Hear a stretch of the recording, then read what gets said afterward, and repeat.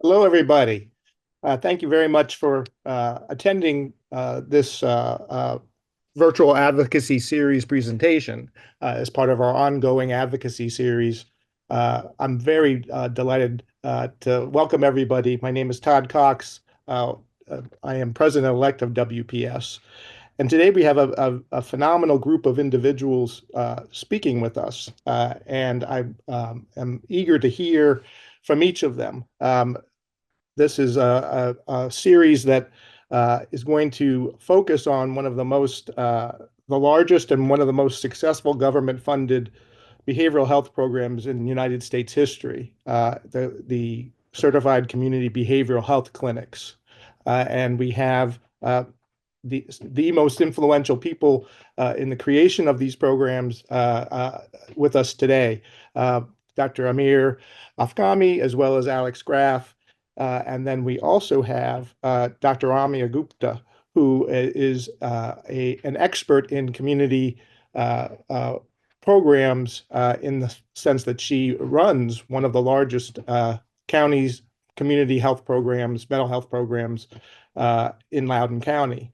And so I want us to be able to have an opportunity to hear from each of them, as well as then have a conversation or a discussion involving all of us. And so I ask that the attendees please prepare questions, and we'll take those questions as part of a discussion after each of our speakers has had the opportunity to tell us about their experiences and what they've done and what they are doing.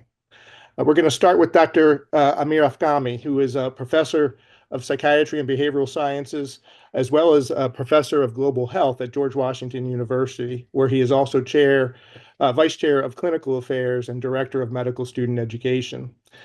He was an Eccles Scholar at the University of Virginia, received his doctorate in the history of medicine and science at Yale, and went on to receive his Doctor of Medicine at the George Washington University. He subsequently pursued his psychiatry residency at New York Hospital through Cornell, and is an internationally recognized individual for his work in medical education, public health policy, and the history of medicine. He's the author of an award-winning book, A Modern Contagion, Imperialism, and Public Health in Iran's Age of Cholera, and has served on the legislative staff of the U.S. Senator Debbie Stabenow, where he helped with the development and passage of the landmark 2014 legislation that established the Certified Community Behavioral Health Clinics that we're about to talk about. And again, this is recognized as one of the largest and most successful government-funded behavioral health programs in U.S. history. So thank you very much, Dr. Afkhami. And we can start with you. Thank you. Just for clarity, I was one of many, many people involved in helping the senator pass this very important legislation. I want to thank the Washington Psychiatric Society's Legislative Advocacy Committee, Society Committee, and the WPS president, Dr. Enrico Suardi, for bringing us together to talk about this important issue, particularly at a time when mental health entitlement programs are increasingly scrutinized by the federal government under the current administration. I also want to thank my colleagues, Dr. Ramia Gupta, and especially Alex Graf, my colleague from the Senate, for having accepted this invitation to join our group of doctors to bring his legislative expertise and his work on the Certified Community Behavioral Health Clinics to the forefront of our discussion. I'm going to start by giving a historical background, being a historian, on Certified Community Behavioral Health Clinics, and then hand it off to my colleagues to further expound on the creation of the clinics, its evolution, and its importance today. The creation of the Certified Community Behavioral Health Clinics, or CCBHCs as it is known, was part of a broader movement to improve access and quality of mental health and substance abuse treatment services in the United States. Its establishment can really be traced back to a combination of historical trends, legislative changes, and the need to address gaps in our behavioral healthcare system. From a historical perspective, CCBHCs traced their origin back to the deinstitutionalization movement, which gained significant momentum during the Kennedy administration in the early 1960s. And one of the key events was President Kennedy's focus on reforming the nation's mental health system, which had become increasingly criticized for its reliance on large, overcrowded psychiatric state hospitals. At the time, many people with mental illnesses were often institutionalized in these facilities for long periods, often years, at a lengths of stays that lasted multiple years, with little chance of rehabilitation or reintegration into society at a time when antipsychotics were just entering the psychiatric treatment armamentarium in the late 1950s. The conditions in these institutions were subpar, overcrowding was common, and patients were frequently subjected to poor treatment and neglect due to inadequate staffing and patient census. The Kennedy administration recognized the need for a more recovery-oriented, community-based approach to mental health care in the country. And this led to the Community Mental Health Act of 1963, which was a landmark piece of legislation that aimed to shift the focus of institutionalized care to community-based psychiatric treatment. The act sought to provide federal funding to establish community mental health centers across the country. These centers were designed to offer a range of services, including outpatient care, emergency psychiatric care, and rehabilitation services, allowing individuals to receive care in their communities rather than being confined to institutions. The goal was to help people with mental health issues live more independently and reintegrate into society and receive care that was more tailored to their individual needs. However, while the vision behind the Kennedy administration's mental health reform was progressive, the implementation faced significant challenges. The funding for community-based care was often insufficient, and many of the promised CMHCs were either not built or lacked the resources to operate effectively. This became particularly an issue during the Vietnam War when funding was cut back, and even during the Carter administration's efforts to increase funding. The United States faced a recession period, and of course, there were cutbacks to funding during the Reagan administration. So as a result, while deinstitutionalization led to a decrease in the number of people housed in psychiatric state hospitals, it did not always result in the widespread, availability of adequate community-based mental health services and resources for them. And many of the individuals who were released from these institutions found themselves with limited support, leading to increased homelessness and incarceration for people with mental illness. Despite these challenges, Kennedy's vision for community-based care laid the foundation for future mental health reforms, including the emergence of the certified community mental health clinics. In the ensuing decades, as I've explained, after the Kennedy administration, community-based behavioral health outpatient services continue to be hobbled by fragmentation, inconsistent levels of services, particularly around mental health and substance use services, and lack of coordination and care, particularly for individuals with complex needs. Really, this was sort of something we commonly saw in the Medicaid population, where often folks were either had dual diagnosis or multiple comorbidities, non-psychiatric comorbidities, with their primary significant psychiatric disorder. It also continued to be hobbled by underfunding, as I've explained, and a lack of access to clinics, particularly around geographical disparities in rural and underserved communities. This began to change with the passage of the Affordable Care Act and the Medicaid expansion in 2010.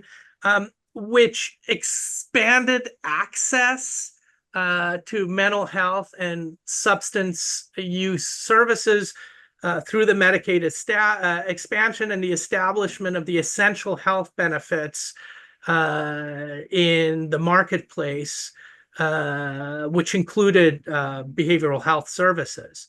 However, while the ACA expanded coverage, it did not address the infrastructural issues facing community-based behavioral health provisions or providers, which were often ill-equipped to handle the influx of people needing care. Tragically, the 2012 Sandy Hook Elementary School shooting sparked an intense national conversation about both gun violence, but also around mental health care and the broader need for better mental health services to prevent such tragedies in the future on a bipartisan level in Capitol Hill.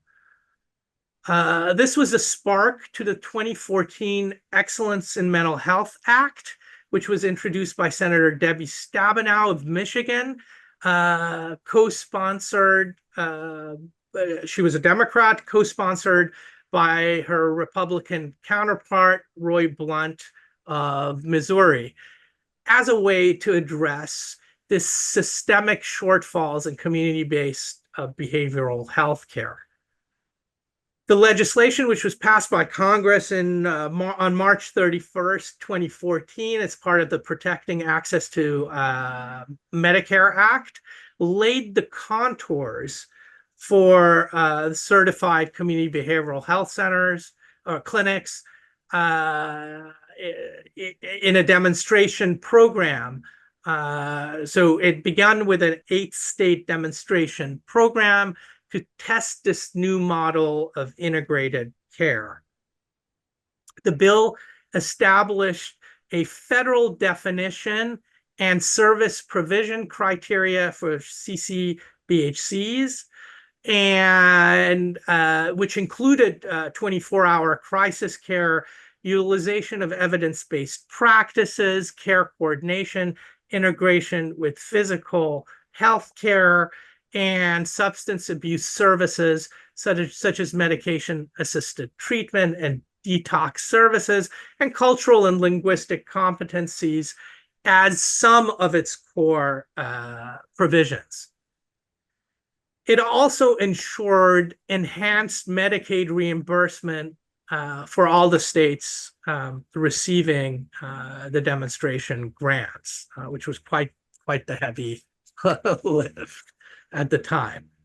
The program was immensely successful, with areas served by the CCBHCs experiencing a 63% reduction in emergency room visits due to psychiatric conditions, a 41% decrease in homelessness, and a 60% reduction in local jail times.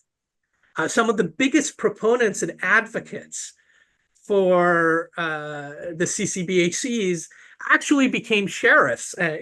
Alex could probably attest to that. We would have sheriffs come to the Senate offices and really be huge advocates, because as they would explain, they no longer, with the CCBHCs in the states where these were localities where these were established, sheriffs and law enforcement could do their jobs of addressing criminal justice issues and not having to grapple with mental health emergencies.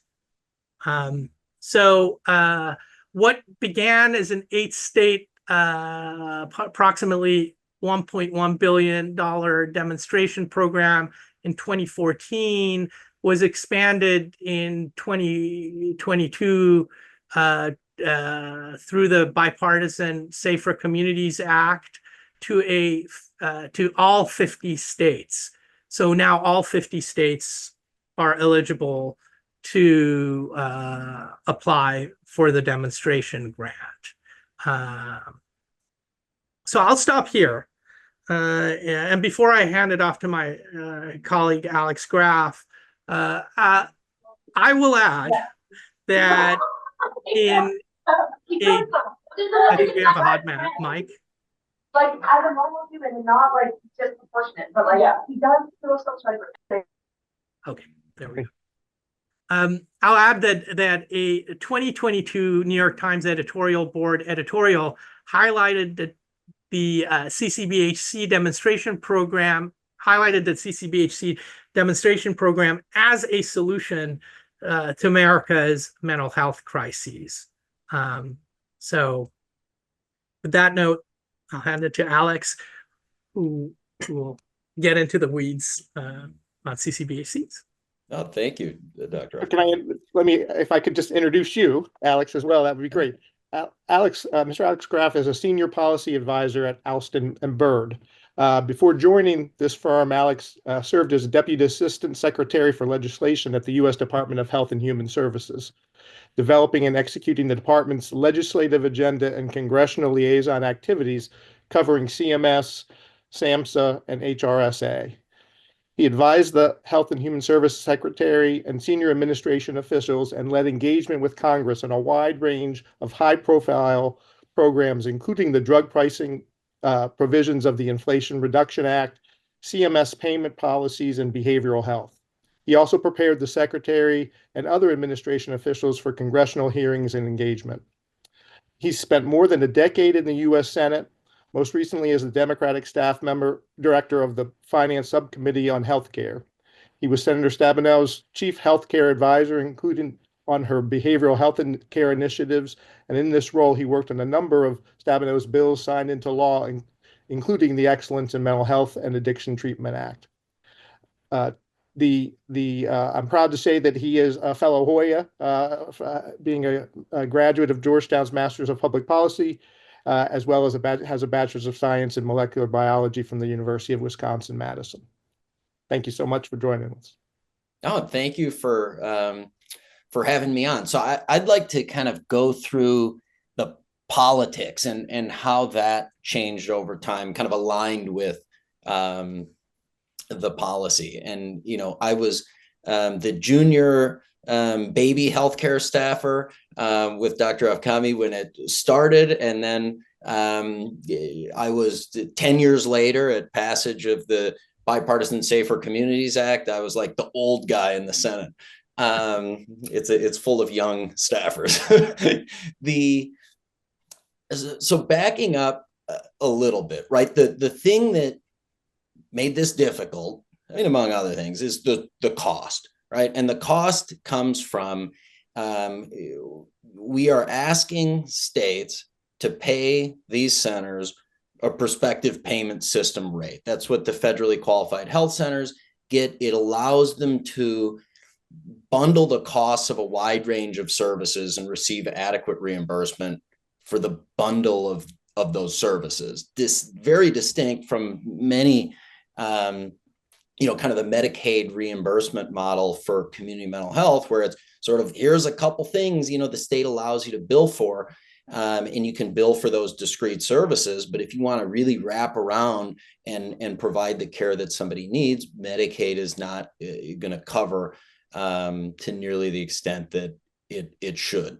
But states, aren't just going to spend a few did, but very few have the money to say, we're going to, start paying in that way to community mental health and sort of model this on our own. So the federal expense, like Dr. Afkhami mentioned, was this enhanced Medicaid match rate. So we're saying certify CCBHCs, pay them this higher rate. We think that's going to work, but the federal government is there to say, when you spend $1 over in your CCBHCs, we're going to give you a higher match rate than you spend $1 elsewhere. So there's a carrot to the state, and then the higher reimbursement to the clinics. So this first 8-state demonstration we had in 2014, there was really no magic to the 8 states other than how Congress works. You have an offset. The offset in this case was about $1 billion. You go to the Congressional Budget Office and you say, how many states can I demo this in, and for how many years? And in this case, they said you can do 8 states for 2 years, and that was the number. It wasn't a statistical reason or something why we landed on 8. And so the first thing, from 14 to 17, a lot of work had to be done by the department, right? Defining, the statute was a few pages long, but it was the department who had to define, what a CCBHC was going to look like, what certification was going to look like, how the reimbursement models were going to work. There was a ton of work at the end of the Obama administration that, along with Dr. Afkhami and a few other colleagues, we were really pushing, go, go, go, go, go. We've got to get this out. And, the first political challenge I had as a staffer was Michigan, where Senator Stabenow is from, was not selected as one of the 8 states, despite applying. Senator Blunt, representing Missouri was one of those states. So I think that led to sort of, yes, we were trying to expand the model for a while, but we learned relatively quickly that Michigan had been number 10 on the list. So it was just too outside. So I think one thing I will just note is that every single legislative package for several years after the selection of those states in late 2016, we were trying to add more states to this demonstration. But you only had, particularly, well, in both the House and the Senate, when you only have 8 states involved in something, it's very difficult to get the other states and the other members of Congress to understand what it is, or frankly, to care, right? It's like they viewed it as this is some demonstration that's happening in some other states. What's in it, for my state and my constituents? And the data wasn't there yet either. So I think from Senator Stabenow and Senator Blunt's perspective, and certainly from ours as staffers, we were trying to transform the way that mental health was reimbursed. This wasn't a demo or another sort of grant program where SAMHSA sends some dollars out and then that's sort of the end of it. It was like, we want to change how Medicaid functions. But again, when you only have 8 states, you got 16 members of the Senate, you've got however many members in the House. We didn't have a big coalition, and it meant that every time there was a package and we said, hey, can we expand this a little bit? Can we add more states? Can we get Michigan in, please? There wasn't the political, there was always somebody saying, no, there's something else that we've got to do. There's some other priority that we've got to have. And, frankly, especially compared to now, there wasn't the discussion and understanding among members of Congress on mental health care and substance use disorder issues that there is now. And when there were, it was on like the opioid epidemic, right? But then members were seeing the opioid epidemic. They weren't sort of seeing, what is this? What is community mental? Like, how do these pieces fit together? And that's changed, but I'll get to that in a minute. So, we were pushing. And the best thing I think that maybe ever happened during the course of this politically was in one of the big end of year spending packages. We were, as always, trying to get more states, into this program and get more Medicaid funding. We were unable to do it, but Senator Blunt was at that point the chair of the Labor HHS Appropriations Committee. So, I mean, a really powerful chairmanship position that allowed him to move money around and create programs in the department. And what he created was called the CCBHC Expansion Grant Program. So he just took a pot of money. I think it started at $150 million. Today, it's closer to 600. I mean, it grew over time. But this was to say, if you want to be a CCBHC in a state, SAMHSA will give you up to $4 million over 2 years to meet those requirements. And at first, we were sort of split on it, honestly, because it was like fundamentally exactly what we were trying to get away from, right? It was like the talking point was too much of this is funded by grants. When the grant runs out, then nobody has access to services anymore. Medicaid, we need an underlying payment mechanism, right? I mean, this ran completely, in some ways, opposite of what we were trying to do for community mental health. But it was an infusion of new money into community mental health centers that were close to, in most cases, meeting those CCBHC requirements, that this could take them over the edge. And politically, it was enormous because after a couple of years, we were no longer in 8 states. We were in the majority of the country. And, the National Council for Mental Wellbeing, who was kind of the lead advocacy organization, and others on this, all of a sudden had a place to take members of Congress and say, hey, look, this is a CCBHC. We see people 24/7. We see anybody that walks in the door. This is the kind of care that we can provide. We didn't have to mention which type of CCBHC and get into the mechanics of how it was funded. You had these in your state. You could see it. You could go there in person. You could get an understanding of kind of what Senator Stabenow and Senator Blunt and others we're talking about. So, we had the program nearly expire, the demonstration program, multiple times on the floor over the years. I mean, this nearly disappeared, including, I remember one time we were there before an August recess. We just needed to kick it to September, when then hopefully it could ride along with a kind of this big healthcare extenders package. And, Senator Stabenow and Senator Blunt were negotiating with a few holdouts on the floor. And ultimately, we struck a kind of last second deal. And she had me literally in the Senate, you can change the bills with the pen. And that was what we were doing. We were changing the dates and the dollars with a pen on the floor before it was voice voted through to just get us another 2 months. Anyway, I mean, that year over year builds. And I think at that point there's grant funded CCBHCs in something like 40 states. There's a couple hundred around the country.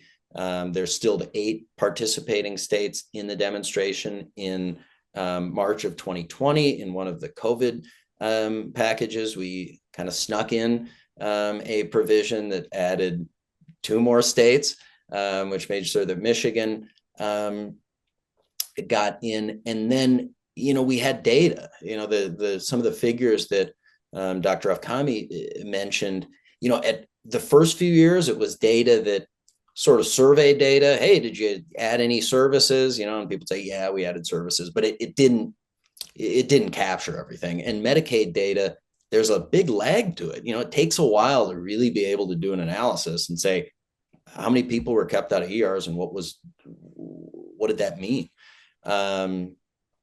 What kind of care have we provided in these places? And let's look at the claims data.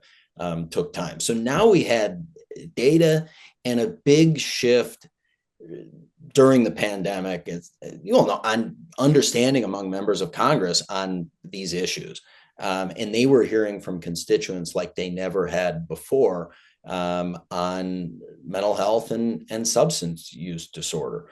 And, we had kind of the innovative thing with data to show. And then, not unlike the beginning of this program, it was another tragic shooting in Uvalde, Texas in 2022, led Senator Cornyn and others, who wanted to do kind of some gun legislation alongside an investment in behavioral health. And, the investment in behavioral health they wanted to do, the number was something around, I think they had maybe 15 or 20 billion in offsets, which, if you're talking Medicare policy, that's like $10.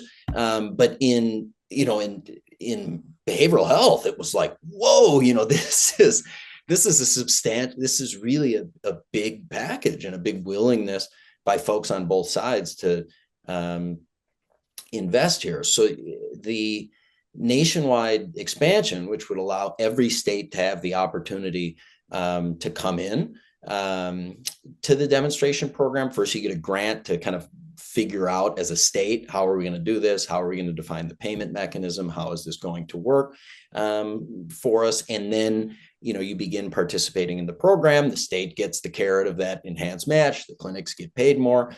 Every state gets the opportunity to do that. Now, the score for that was close to $9 billion, which again was incomprehensible just a few years earlier, and now was at the top of the list. I mean, I don't want to say it was easy, but compared to everything else, that where it felt like, Senator Stabenow and Senator Blunt were just pulling for every inch in every bill. All of a sudden, this package comes together and they're like, yeah, send us the language. That's great. Of course, we want to do that. The data is terrific. We've all been to CCBHCs. This is a path forward. So where we are today is states, and I won't get into it, but they're not, every state didn't immediately get the opportunity to apply and participate. Largely for scoring reasons, it's a phase in. So we had the 10 existing states, and then every 2 years, 10 more states have the opportunity to come online with this program and begin drawing down the enhanced match. So we've added 10 more so far, and then another 10 will come on in about a year. And I think the challenges, just briefly, the challenges ahead, I think number one, it's the potential of Medicaid cuts, right? There could be, there's a discussion right now in the reconciliation bill and in Congress about very large Medicaid cuts. And nobody is talking at the moment about cutting this program. But, if you cut, and there's no policy written down yet, but if community mental health centers get the rug pulled under them on just Medicaid writ large, that's a huge impact on their ability to do the things, they're being asked to do in the CCBHC model. So I think that's one kind of short-term concern. And then I think over the longer term, the question is, what do states choose to do if and when Congress takes away that carrot to states? So if you look at federally qualified health centers, states are required to pay them this PPS, this kind of cost-based reimbursement rate. And that's, federal law that they have to do it. There isn't this enhanced match. And the question is when the demo, or when your 2 years of enhanced funding phases down, one, Congress could extend that out and allow states to continue to get that for some number of years or indefinitely. But if not, will the states feel that they have enough data and they've seen enough and are supportive of this program that they will continue it at the regular Medicaid match rate? Or, will they kind of say, I don't know, we're spending more money on this than we used to. you know, and it's no guarantee that they would continue to fund CCBHCs in the same way. So we'll be happy to answer questions, but that's what I wanted to share. Thank you so much. And now what I'd like to do is introduce Dr. Ramia Gupta, who is the medical director for the Department of Mental Health, Substance Use, and Developmental Services in Loudoun County. As medical director, Dr. Gupta plans, organizes, and promotes quality medical care across the department's services, as well as providing professional expertise regarding clinical, programmatic, and strategic issues. She has served as the medical director since October 2021. She is a board-certified psychiatrist, both in psychiatry generally as well as forensic psychiatry, and has positions at St. Elizabeth's Hospital Psychiatry Residency, as well as holds a faculty a position there, as well as a faculty position in the forensic program at St. Elizabeth's. She has also worked as an attending psychiatrist in both the pretrial and post-trial units and at the forensic outpatient department at the Department of Behavioral Health. Dr. Gupta is clinical assistant professor of psychiatry and behavioral sciences at the George Washington University School of Medicine, and in 2016, the chief judge of the Superior Court of the District of Columbia appointed Dr. Gupta to the Commission on Mental Health. This judicial panel makes recommendations of civil commitment to DC Superior Court, and Dr. Gupta's advanced forensic training has allowed her to serve as an expert witness and provide witness testimony and forensic expertise in civil and criminal matters involving the Department of Behavioral Health, as well as at DC Superior Court and federal agencies. We're looking forward to her giving us a snapshot of Virginia's pathway towards the CCBHC model. And so, Dr. Gupta, thank you so much. Hi, thank you, Todd. As Todd mentioned, I'm going to provide really a Virginia's approach, if you will, to the CCBHC model. So just to give you a little bit of background history, Virginia applied for and received a CCBHC planning grant in 2015. However, after receiving the grant, the state did not apply for the CCBHC demonstration grant in 2017. And what Virginia did instead was they developed their own model to improve community services based on the CCBHC model, which they called STEP Virginia, which translated into system, transformation, excellence, and performance. And Yolanda, if you could move to the next slide, please. So the purpose of STEP Virginia was to focus on improving access, quality, consistency, and accountability in public mental health services across Virginia. STEP Virginia's initiative seeks to improve Virginia's public mental health system by building a core set of services referred to as STEPs. And this will be consistent across all 40 community services boards throughout the Commonwealth of Virginia. STEP Virginia creates a roadmap to health and substance use issues using high-quality, community-based services for those facing these issues. The community services boards, which are known in Virginia as CSBs, are the single point of entry into the public-funded mental health, developmental disabilities, and substance use disorder services. STEP Virginia offers 9 core services, very similar to the CCBHC model. The 9 core services are same-day access, which creates a way for Virginians to engage in an initial assessment of intake and treatment services in the same day that they establish contact with the Community Services Board. Next slide. Primary care screening is collecting key data to identify health risks and coordinate medical care providers for individuals experiencing a serious mental illness or a serious emotional disturbance. Next slide. STEP Virginia offers the core of behavioral health services related to outpatient treatment services. This includes psychiatric treatment, including medication management. It also includes outpatient therapy for both children and adults. And it also includes psychological testing as well as psychological evaluations, including court-ordered evaluations. And in Virginia, these are really particularly focused on competency to stand trial and not guilty by reason of insanity psychiatric evaluations.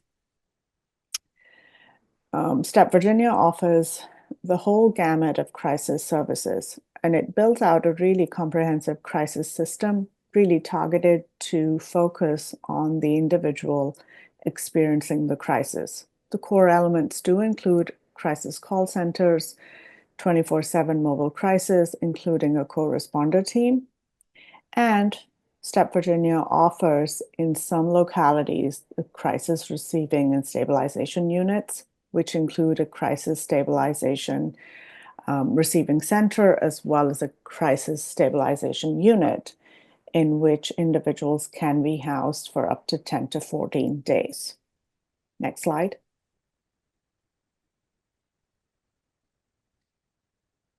Service members, veterans, and their families require that all clinical staff of CSBs have the SMFV training, in addition to identifying Virginians with a connection to military services at their point of entry into the public health system. Next slide.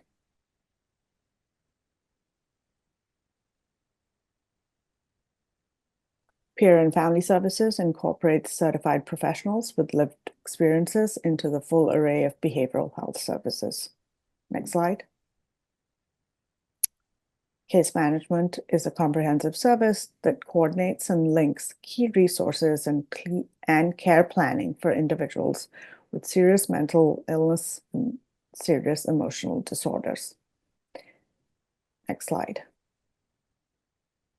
Psychiatric rehabilitation are services that build or rebuild the skills and supports necessary for successful life in the community.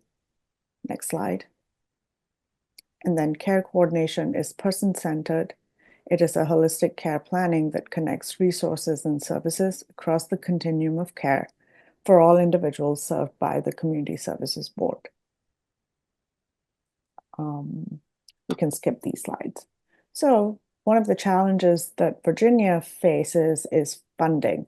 And as Alex alluded, where progress is really needed in Virginia is the integration of the Medicaid payment system.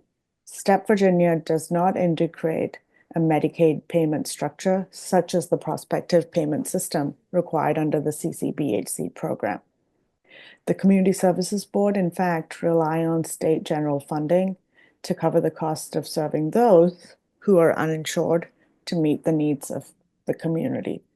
So one of our challenges in Virginia is not having a prospective payment system in place. The other challenge in terms of implementing a CCBHC model is really a lack of workforce staff, which is really needed to staff a facility, which is supposed to be a 24/7 facility at this point. And at this time, we'll open this up to questions.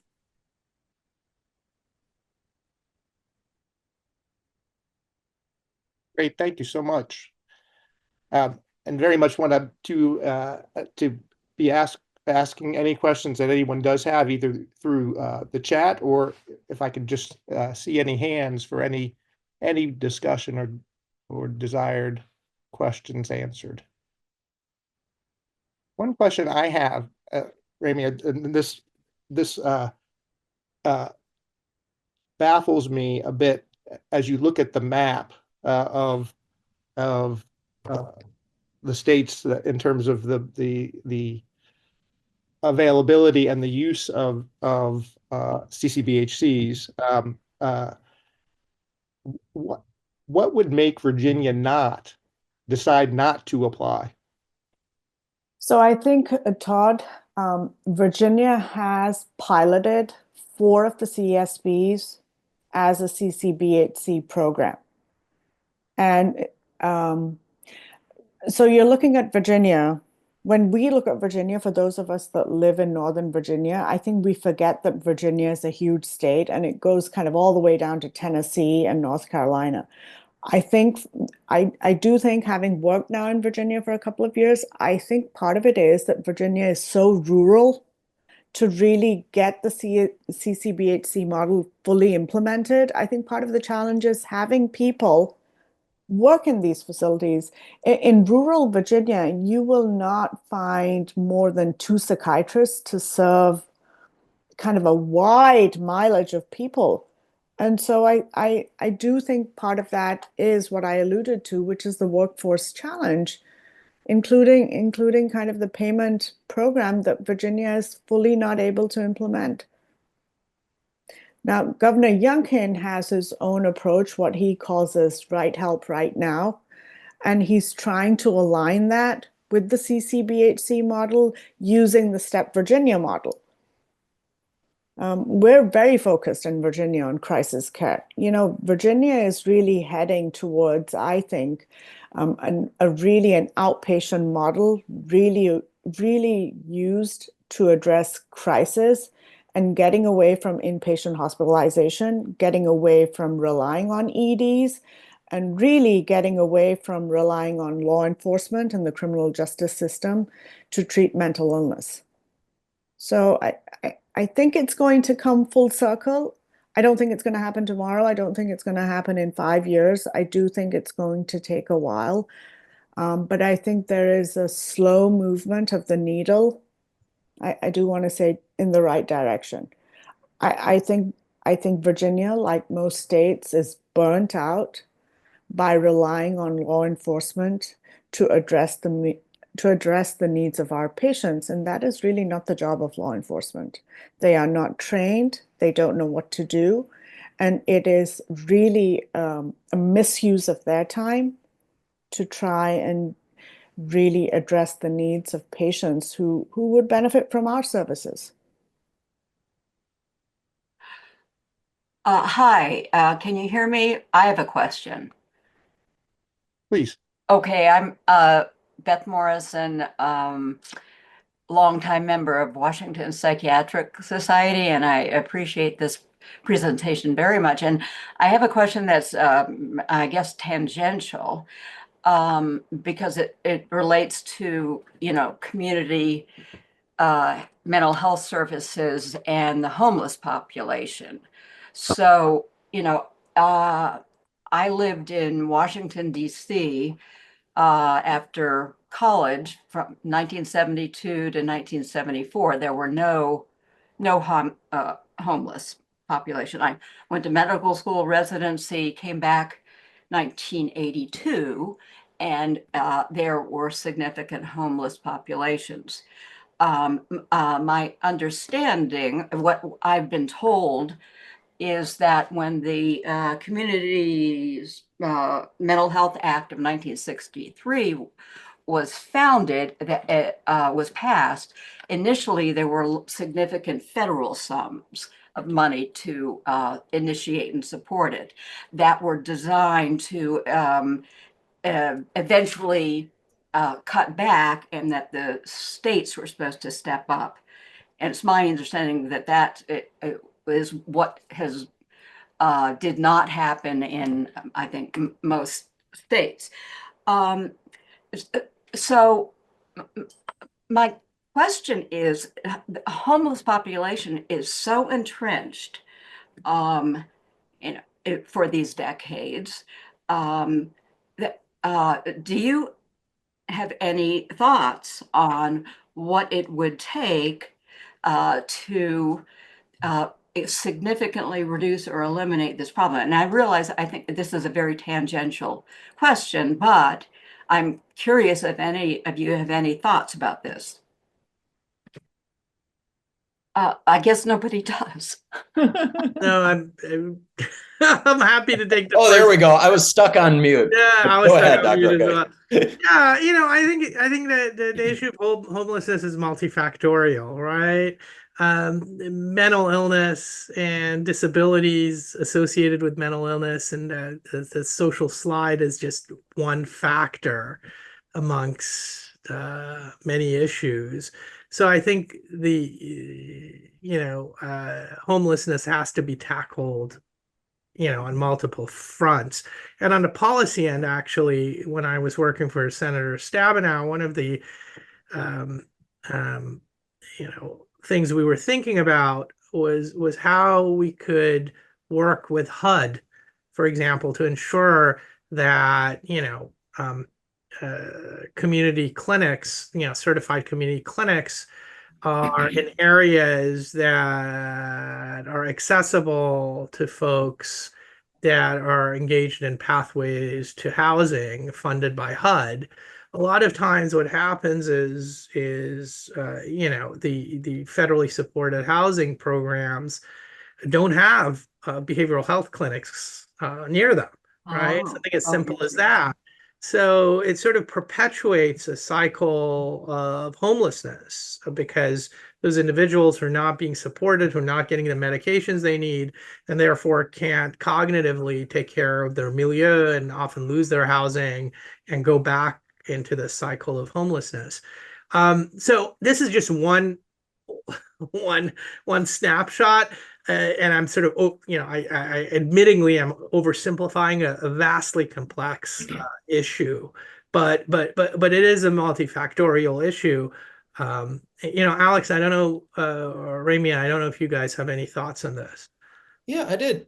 Couple things. I mean, there are some CCBHCs with some really good data on reductions in homelessness among the people they serve. And I think largely it's the ability, it's the payment mechanism underlying this that allows an entity to think more holistically about their patients and the needs.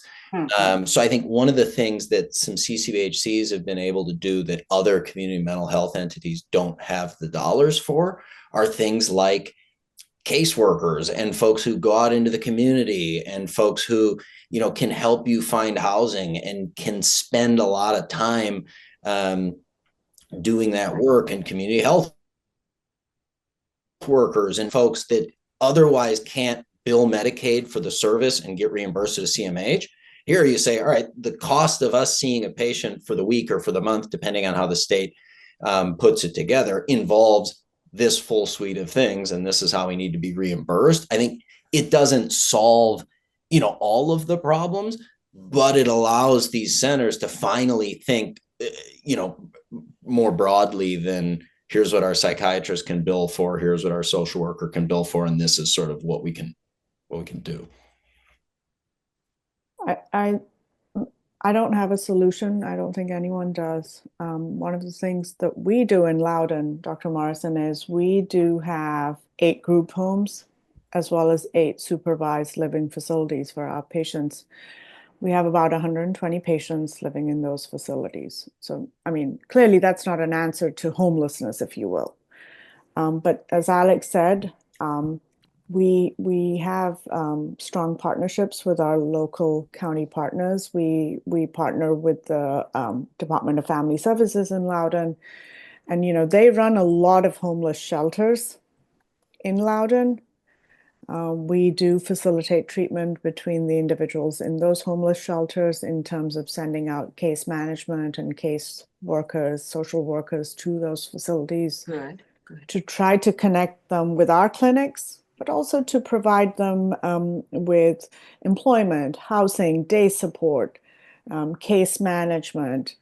We run an active ACT team, and our ACT team really navigates really community living, if you will. We truly, the ACT team, I think, is remarkable in that it really speaks to meeting the patient where they need to be met. Right. So again, it's not a problem that can be solved. And I will say for every psychiatrist that is on this at this meeting today, I think we have all come across certain patients in our lives who have flat out said to us, I don't want to live in a house. I don't want to live in a day program. I don't want to live in a partial program. I don't want to live in a group home. I'm fine, Dr. Gupta, living in a shelter. We've all come across those patients, and you've got to kind of, scratch your head and say why. And sometimes that's the choice individuals make as well. Well, thank you all for your thoughtful answers. Again, I just want to say that in 1974, there were no homeless in Washington, D.C. And in 1982, when I returned, there was a homeless population. So I guess this is very much tied to the deinstitutionalization process. And so I think what I'm hearing is positive in terms of more case management and meeting individuals where they are. I would love to see a lot more of that, so we didn't have people in tents, in cities, on the drains and whatnot. Anyway, thank you. Thank you very And much. just to add to that, Loudoun as compared to even say Fairfax, the city of Alexandria, Arlington, Loudoun is still fairly rural. And so when you mention tents, there are plenty of folks in Loudoun who choose to pitch a tent, and say, well, we don't want to avail of your shelter, and we don't want to come, into your day programs or anything. So But if they're, if they pitch a tent in a campground, it's got, toilets and, water, that's one thing. That's a great thing if they did it there, but they're sometimes doing it in places where unfortunately law enforcement gets involved, and that turns into a disaster that those of us in the mental health field really don't, that's not something that we welcome. And so we got caught in between someone who really is quite ill and quite psychotic, and law enforcement kind of saying, okay, what are we going to do here? Right. And so that's kind of where our answer is, kind of having a mobile crisis team and offering that co-responder model, and then really putting in place these crisis receiving and stabilization centers, which again is going to really be, I think, the key in really addressing individuals in crisis. Great. Thank you very much. Of course, you're welcome.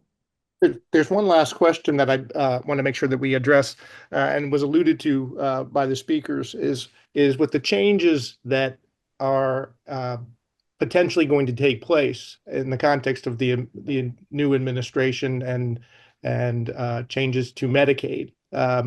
What do you anticipate is going to be the effect on this model, and what if anything can you sort of predict for the future in this regard?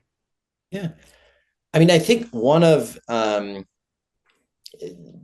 my concerns, especially just coming out of the department and the previous administration, and then kind of seeing the debate now around Medicaid, is folks on a bipartisan basis still don't want to cut behavioral health services, right? Like, that's not politically popular to do. They want to fund behavioral health services. So I actually think something like the CCBHC in a silo is in a politically decent position, because cutting it just wouldn't look that great. However, there is kind of varying positions on Medicaid funding writ large, and things like work requirements, right? So what do those look like, and what is the impact for people, particularly with mental illness, depending on the roadblocks states put into place with that work requirement that could cause tremendous coverage loss, and have a really big influence, most importantly, on those people and the community mental health centers that serve them. But that takes you sort of, you have to describe that, you have to, I mean, it's a even for the Democrats, who are pushing back on any Medicaid cut, work requirements are a good political message, right? People ought to work, in order to get their benefits. So I think there's a number of things, like you mentioned. I mean, the work requirements, the FMAP changes that sort of are in the messaging bucket of bringing, efficiency to the Medicaid program, make sure that the, deserving individuals are the ones that get the Medicaid benefits. But underlying that is potentially some policy that is really problematic for community mental health. And even if you keep the CCBHC funding in a silo, that's not enough. That's not enough to make up in most clinics for people, who lose their health insurance coverage. So that's kind of my thoughts on that. It's my understanding that during the Clinton administration, they tried to institute work requirements for Medicaid. And my understanding is it did not work, and they, were eliminated. But okay, history repeats itself. Thank you all. It's still early, so there's still plenty of, it's early in the debate. And I think, I was on the Hill in 2017, right, during the ACA repeal attempt, right? And over time, that became more and more focused on sort of, all right, we're not going to make huge changes to Medicaid, but we're going to have work requirements and things like that. And the pressure, the political pressure over time made that impossible. So, that could happen. That could definitely happen again. Thank you. Well, keep your fingers crossed. Thank you all so very, very much for joining us today, both our speakers and the attendees. I very much appreciated this conversation and your input. And again, thank you so much.